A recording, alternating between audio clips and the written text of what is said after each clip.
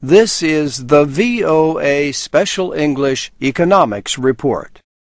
Most of the news in Washington this week was about the budget talks to prevent a shutdown of many government services at midnight Friday.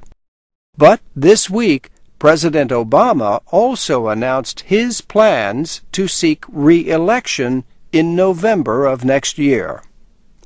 In an email to supporters, Mr. Obama said, "The race may not reach full speed for a year or more," but he said the work of building the campaign must start today.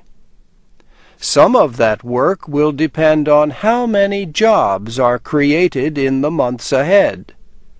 Mr. Obama welcomed last Friday's report that the United States economy added 216,000 jobs in March. The unemployment rate dropped 0.1% for the second straight month. The Labor Department says unemployment is now 8.8%, the lowest in 2 years. And some economists say this spring may be the start of better news to come. Consumer spending has increased 8 months in a row. Stephen Hess is a political scientist who studies the presidency at the Brookings Institution in Washington. The next election will, more than anything else, depend on employment in the United States. Labor Secretary Hilda Solis called attention to the fact that the economy has added jobs for 12 months in a row. We need to be reminded that we've added jobs, 1.5 million private sector jobs, and that I think is it's right where we need to be, but we need to continue to not lose sight of where we need to go to increase more opportunities for people to get employed in new jobs. This week, President Obama filled a top job in his party. He chose Representative Debbie Wasserman Schultz of Florida to head the Democratic National Committee. She replaces Tim Kaine, who plans to run for the Senate from Virginia next year.